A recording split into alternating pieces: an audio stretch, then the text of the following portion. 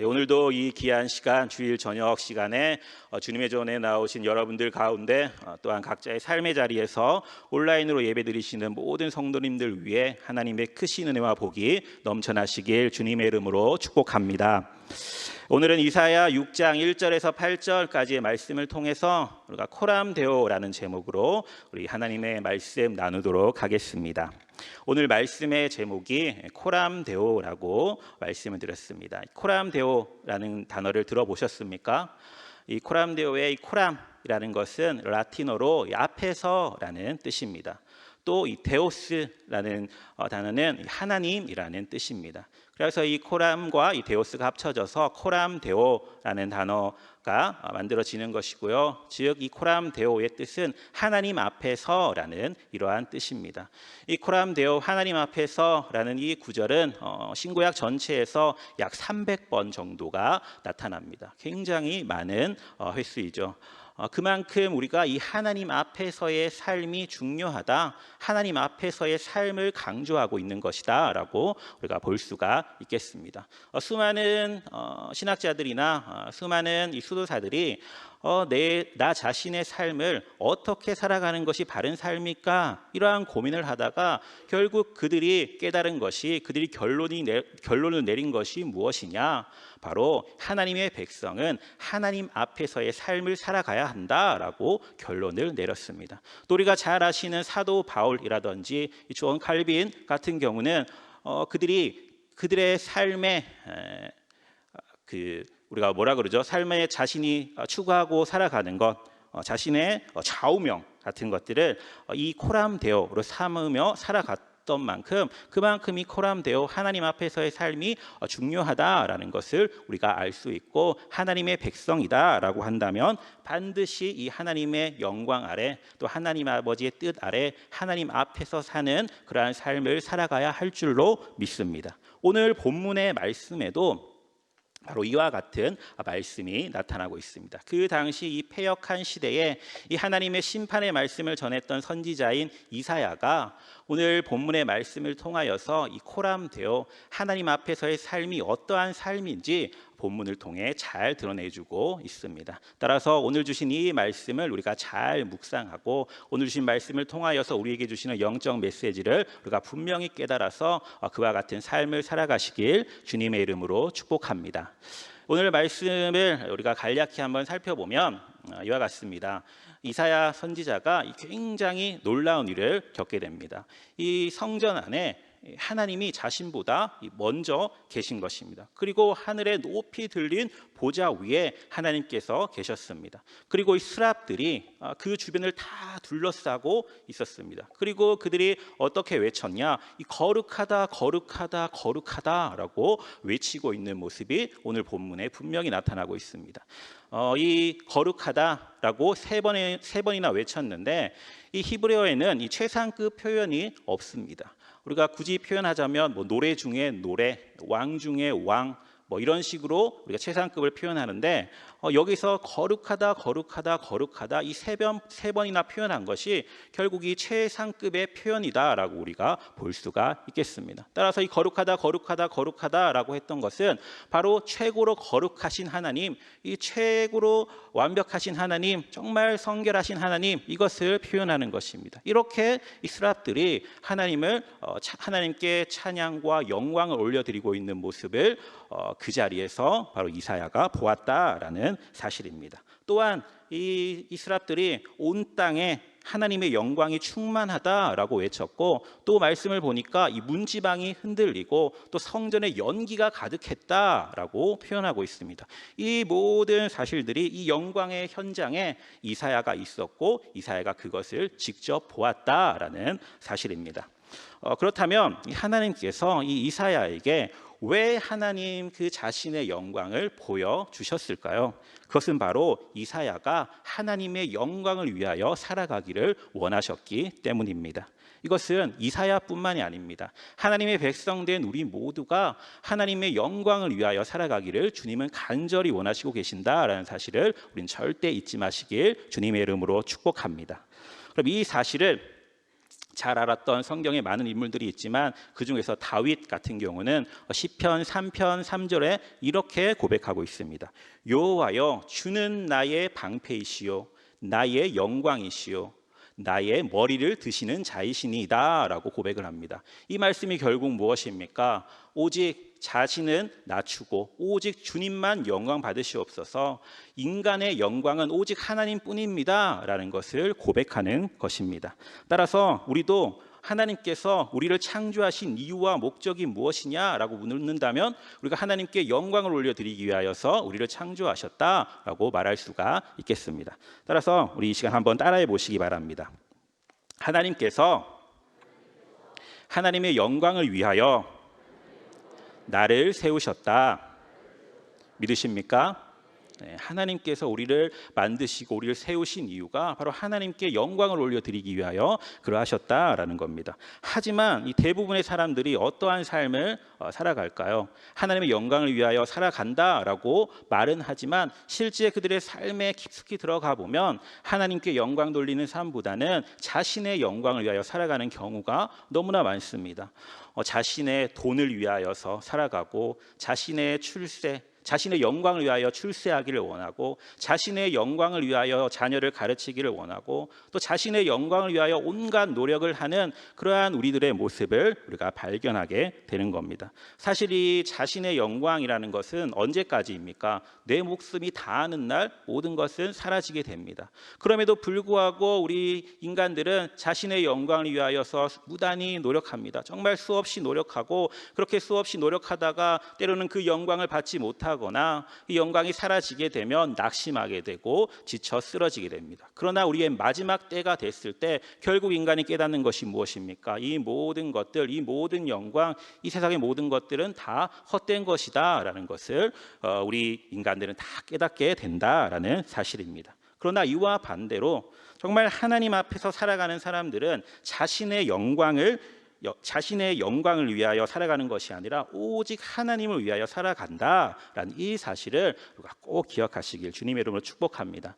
하나님의 영광을 위하여 살아가는 사람은 자신의 영광이 아니라 하나님의 영광에 초점을 맞추고 살아간다라는 이러한 사실입니다. 여기에 우리가 살아가야 할 이유가 있고 우리가 존재해야 할 이유가 있다라는 이 사실을 꼭 기억하시길 주님의 이름으로 축복합니다. 그러면 우리가 이 하나님께 영광을 드러내는 삶이란 어떠한 것인지 우리가 본문을 통해 우리가 한번 생각해 보도록 하겠습니다. 본문 2절 말씀을 우리 함께 읽도록 하겠습니다. 시작. 스랍들이 모시고 섰는데 각기 6날개가 있어 그 둘로는 자기 얼굴을 가리었고 그 둘로는 자기의 발을 가리었고 그 둘로는 날며. 아멘.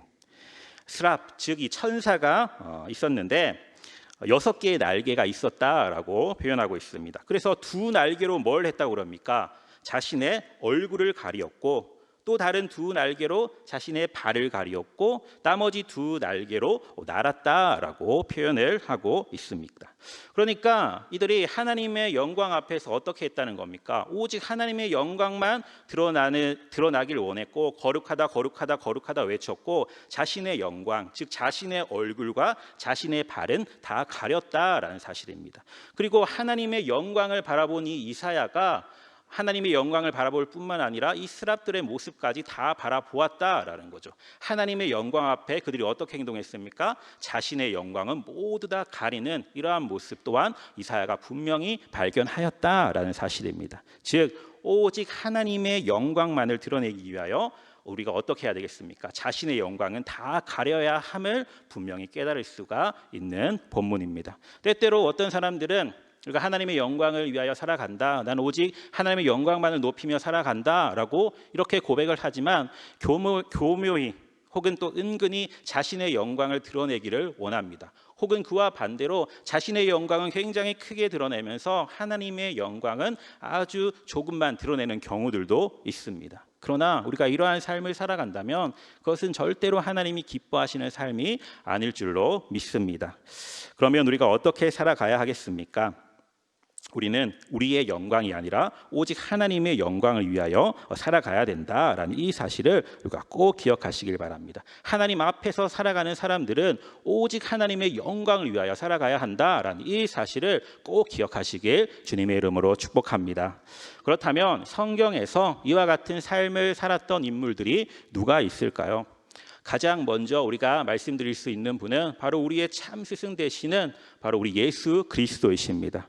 예수님이 그러하셨다라는 거죠. 예수님이 어떻게 하셨습니까? 십자가에 달려 죽으실 때 십자가 상에서 내려와서 자신의 전지전능하심을 다 보여주시고 예수님을 핍박하였던 자들을 다 내리치시고 다 그러한 모든 것을 하실 수 있는 하나님이시며 예수님이신 분이 어떻게 하셨습니까? 내려오시지 않으셨다라는 거죠. 왜 그렇게 하셨습니까? 바로 하나님의 뜻을 이루며 하나님의 영광을 드러내야 했기 때문에 자신은 그렇게 하지 않으셨다라는 겁니다. 철저히 자신을 감추셨습니다. 그리고 어떻게 하셨습니까? 온전히 십자가 위에서 온전히 죽으셨다라는 사실입니다. 정말 고통이 지속되고 사람들의 멸시와 이런 모욕이 정말 지속되고 있는 그 상황 가운데에서도 그는 어떻게 했습니까? 그 괴로움 가운데에서도 오직 누구를 위하여서 하나님의 영광을 위하여서 끝까지 참으시며 인내하시며 십자가의 길을 걸어가셨다라는 이 사실을 우리가 분명히 기억해야 될 줄로 믿습니다.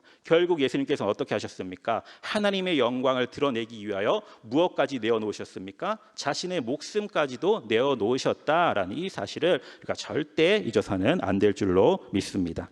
예수님께서 또 하나님의 영광을 어떻게 생각하시는지 이 평소에 기도하시는 기도의 모습 속에서도 우리가 잘 발견할 수 있습니다. 요한복음 12장 28절 말씀을 보시면 아버지여 아버지의 이름을 영광스럽게 하소서라고 기도하고 있습니다.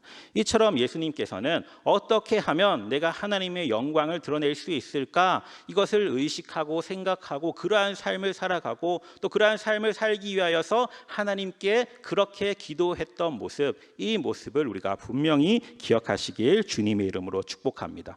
결국 자신의 삶의 주인이시고 생명의 주인이시고 내 삶의 이유가 되시는 분이 바로 하나님이십니다. 바로 하나님의 그 영광을 위하여 내가 살아가겠습니다 라고 고백하며 나아가는 그 예수님의 모습을 우리가 성경의 많은 부분에서 발견할 수가 있습니다. 그래서 예수님께서는 이 요한복음 8장 29절에 마침내 또 이렇게 선포하십니다. 나는 항상 하나님이 기뻐하시는 일을 행하는도다라고 말씀을 하셨습니다. 결국 하나님께 영광 돌리는 일, 결국 이 모든 것이 하나님을 기쁘시게 하는 일일 줄로 믿습니다. 이처럼 우리가 정말 이 예수님의 모습을 본받아서 나도 하나님께 영광 돌리는 삶을 살아가야 되겠다, 정말 하나님의 기쁨이 되는 삶을 살아가야 되겠다, 이러한 다짐이 우리의 예수님의 모습을 바라보면서 우리 마음 가운데 있어지길 주님의 이름으로 축복합니다. 그리고 또 성경의 다른 인물을 보시면 또 누가 있을까요?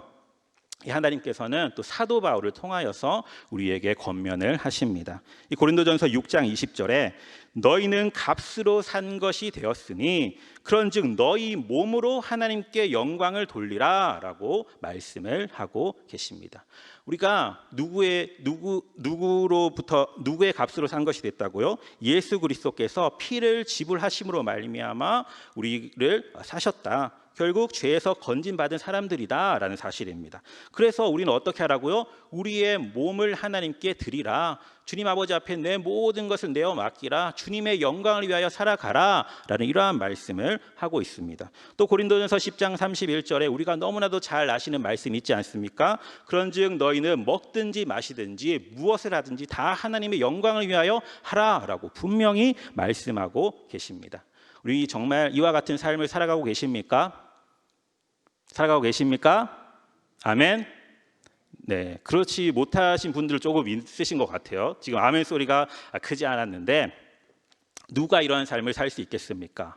바로 하나님 앞에서 살아가는 자, 하나님을 의식하는 자, 하나님이 내 앞에 계시다라는 이러한 믿음을 가지고 하나님을 항상 의식하고 살아가는 자가 어떻게 살아간다고요? 오직 하나님께 영광을 올려드리고 자신은 철저히 감추는 삶을 살아간다라는 거죠. 이것이 정말 하나님이 원하시는 진정한 신앙인의 모습이다라고 생각됩니다. 우리 이 시간 그럼 우리 믿음으로 다시 한 번 더 고백해 보겠습니다. 저를 한번 따라해 보시기 바랍니다. 이 시간부로 저는 저의 영광은 가리고 오직 하나님의 영광만을 위해 살아가겠습니다. 아멘. 이러한 삶을 사시는 저와 여러분들 되시길 주님의 이름으로 축복합니다. 정말 이 믿음과 이 결단이 우리의 삶에서, 매일의 삶에서 분명히 나타나야 할 줄로 믿습니다. 그러면 다음으로 하나님의 영광을 이사야가 바라봤는데, 그 하나님의 영광을 바라본 그 이후에 어떠한 반응을 보였는가, 이것에 대해서 우리가 한번 살펴보도록 하겠습니다. 이사야가 이제 성전에 들어가서 하나님의 영광을 봤습니다. 그리고 그 후에 그가 이렇게 고백합니다. 우리 5절 말씀을 함께 읽도록 하겠습니다. 5절입니다. 시작. 그때에 내가 말하되 화로다 나여 망하게 되었도다. 나는 입술이 부정한 사람이요 나는 입술이 부정한 백성 중에 거주하면서 만군의 여호와의 신 왕을 배웠음이로다 하였더라. 아멘. 네, 우리가 잘 아시다시피 이 이사야는 정말 하나님께 귀히 쓰임 받은 선지자였고, 또 이미 활동 중에 있던 그러한 선지자였습니다. 그런데 이 선지자다라고 한다면 분명 하나님께 쓰임 받고 있는 자고, 어찌 보면 이미 깨끗한 삶을 살아가고, 그렇기 때문에 하나님께서 그 사명을 주시고 사용하신 것 아니겠습니까? 그 가운데는 정말 정의가 있고 진실이 있고 정직이 있었던 그러한 자였을 것입니다. 그런데 그러한 이사야가 죄를 지었으면 얼마나 지었겠습니까? 사실 이 땅을 살아가는 우리 위에 정말 하나님 보시기에 기쁜 삶을 살아가야 되지만 그렇지 못한 삶을 살아가는 자들이 너무나 많지 않습니까? 그런데 이 이사야, 정말 성경의 큰 인물로 나타나는 이사야, 정말 그가 죄를 지었다면 얼마나 큰 죄를 지었을까요? 그런데 그가 하나님의 영광을 보자 어떻게 이야기합니까? 자신이 얼마나 죄가 많은 존재인지, 얼마나 더럽고 추악한 존재였는지 적나라하게 깨달았다라고 5절에서 말씀하고 있습니다. 그리고는 어떻게 표현합니까? 나는 이제 망하게 되었구나라고 표현하고 있습니다. 즉 이 이사야가 하나님의 영광을 마주한 후에 그 위의 반응이 뭐입니까?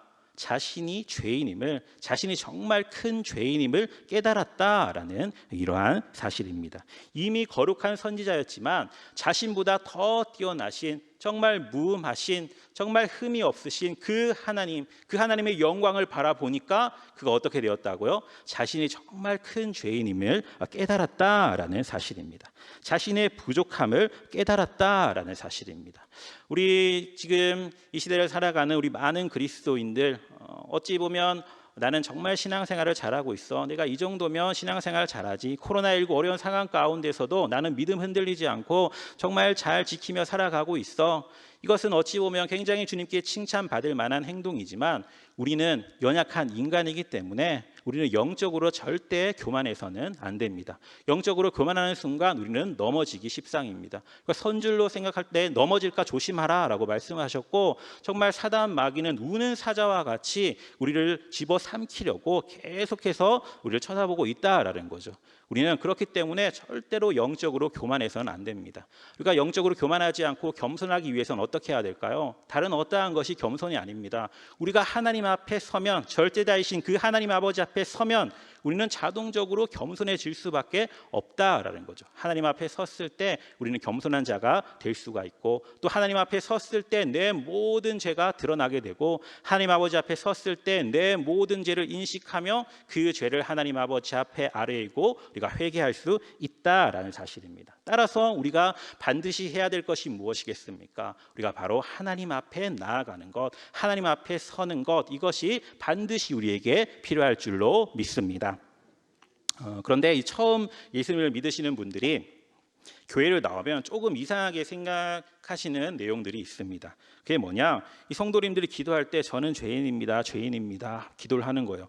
그러니까 이제 처음 오신 분이, 아니 저 사람 무슨 죄를 그렇게 많이 지었길래 저렇게 죄인이다 라고 이야기를 할까? 이러한 생각을 하다가, 그러다가 이제 그분들이 이제 하나님의 영광을 보고 이제 은혜를 깨닫게 되고, 은혜가 자신 가운데 임했고, 그러다 보니까 정말 주님을 진정으로 믿으니까 어떻게 됐을까요? 그들 가운데 내가 얼마나 큰 죄인인지, 내가 지은 죄가 정말 이렇게 많았다니. 세상 가운데서 구분하는, 세상에서 기준으로 삼는 그 죄가 다가 아니었고, 우리의 죄라는 것은 정말 하나님께서 하지 말라고 하는 것, 그것을 하는 것뿐만 아니라 하나님께서 하라고 하신 그것을 하지 않는 것 또한 죄였다. 그러면서 내가 정말 수시로 거짓말을 했던 것, 또한 내 부모님에게 정말 잘못했던 것, 또 부모님께 순종하지 못했던 것, 이러한 것들, 또 친구들을 무시하거나 친구들을 욕하거나, 또 하나님의 말씀을 읽고도 읽는 데서만 그치고 그것을 실천하지 않았던 이러한 죄들, 또 우상을 섬겼던 죄들, 심지어 지금까지 하나님을 믿지 않았던 그러한 죄들까지도 다 깨닫게 된다라는 이러한 말씀입니다. 그 죄들을 다 깨닫고 나니까 어떻게 되겠습니까? 자연스럽게 회개의 기도가 나온다라는 이러한 사실입니다. 하나님을 의식하지 않는 사람들은 자신들의 죄를 다 감추려고 합니다. 죄를 짓지 않은 것처럼 행동을 하고, 또 죄를 짓고도 그것을 인식하지를 못합니다. 인식조차를 하지 못하니까 이 죄에 대한 회개로 자연스럽게 이어질 수가 없는 것이죠. 하지만 우리가 하나님의 영광을 보고 은혜 입은 자들은 정말 조그만 죄를 지었음에도 불구하고 자신이 금방 죄인임을 인식하고 깨닫고, 그 잘못된 것을 다 토해내고 주님 아버지 앞에 토로하고 기도하고 회개함으로 주님께 깨끗함 받는 자들임을 믿으시길 주님의 이름으로 축복합니다. 그렇게 해야만이 우리의 심령이 정말 편안해지는 것을 느낄 수가 있습니다.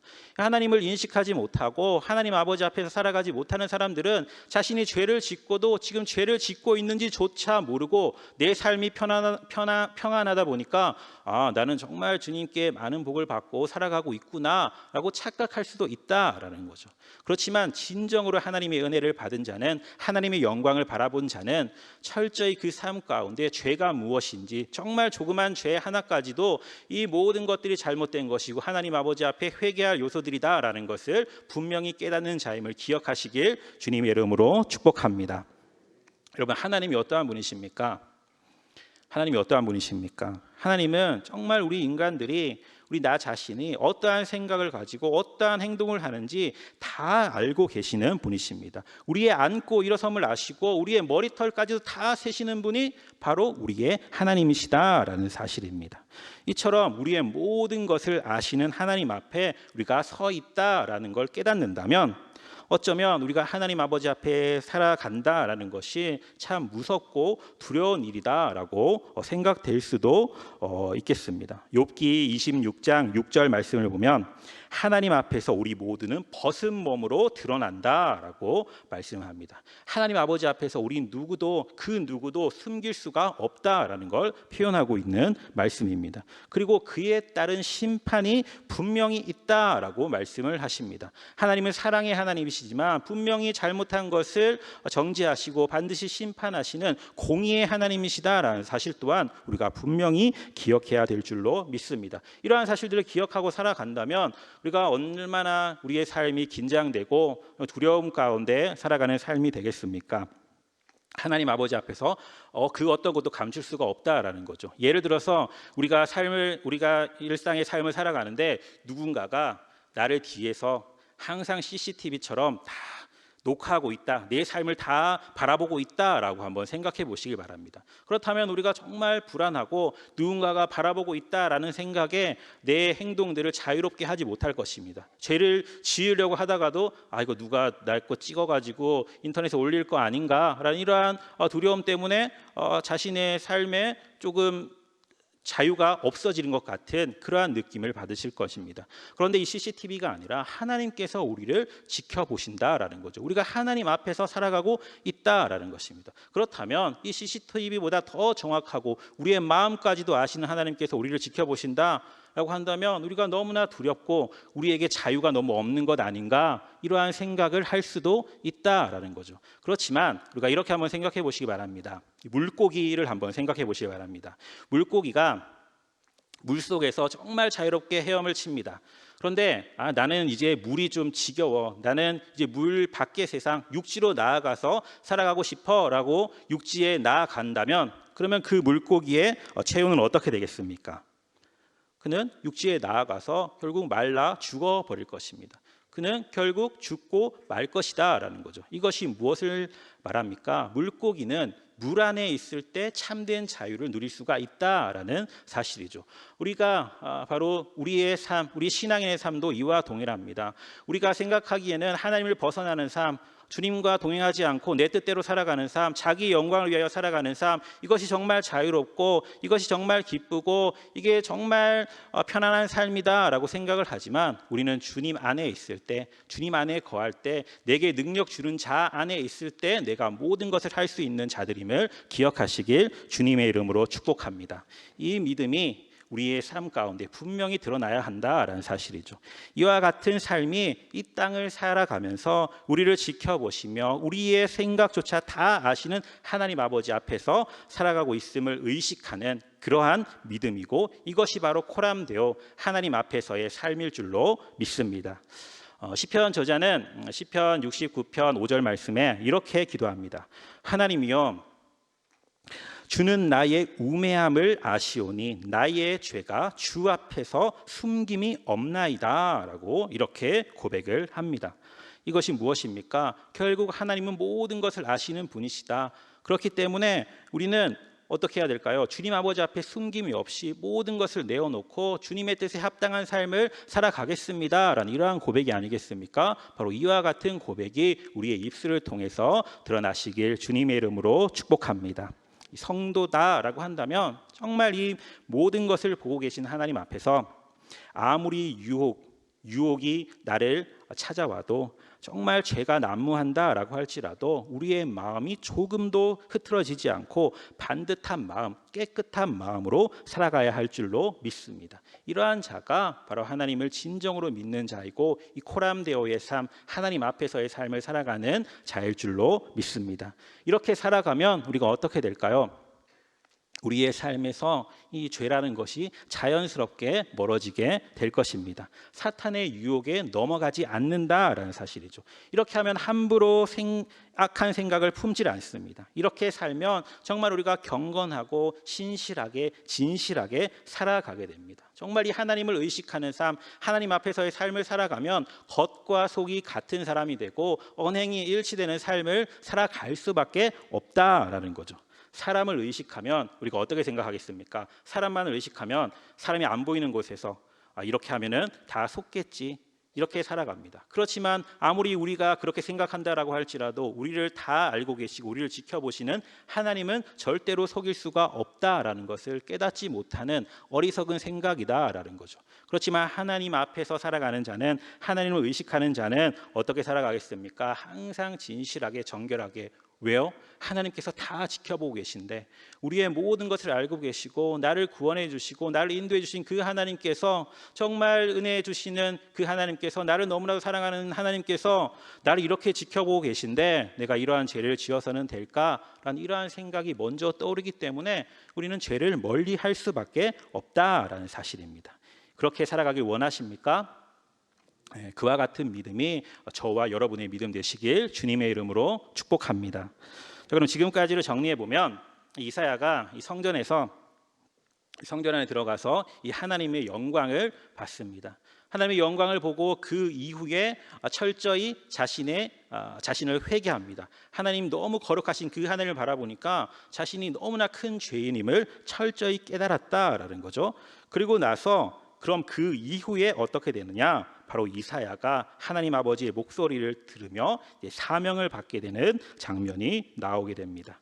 이제 진정한 하나님의 진정한 사명자로 다시 한번 부름받게 되는 모습을 우리가 발견할 수 있습니다. 우리 오늘 본문 8절 말씀을 함께 읽도록 하겠습니다. 시작. 내가 또 주의 목소리를 들으니 주께서 이르시되 내가 누구를 보내며 누가 우리를 위하여 갈고 하시니 그때 내가 이르되 내가 여기 있나이다 나를 보내소서 하였더니. 아멘.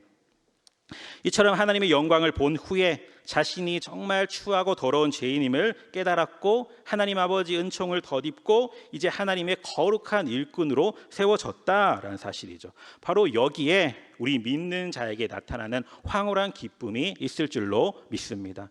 우리는 죄악된 자들이지만 하나님께서 은혜 덧입혀 주셔서 하나님의 귀한 사명자로 세워주신다라는 사실이죠.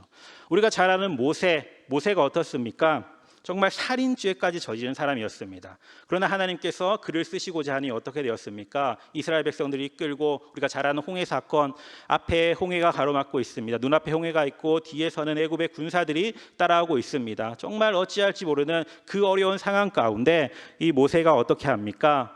이스라엘 백성들에게 이렇게 말합니다. 너희는 가만히 서서 하나님이 일하시는 구원을 보라라는 이러한 믿음의 선포를 합니다. 즉 하나님을 바라보라라는 이러한 말씀입니다. 정말 앞이 캄캄하고 뒤를 보아도 불안하고 정말 양옆을 봐도 대책이 없고 그럴 때 누구를 바라보아야 한다고요? 바로 하늘에 계신 그 하나님을 바라본다면 우리에게 은혜 더하여 주시고 우리를 인도하시는 그 하나님의 은혜를 경험하게 될 줄로 믿습니다.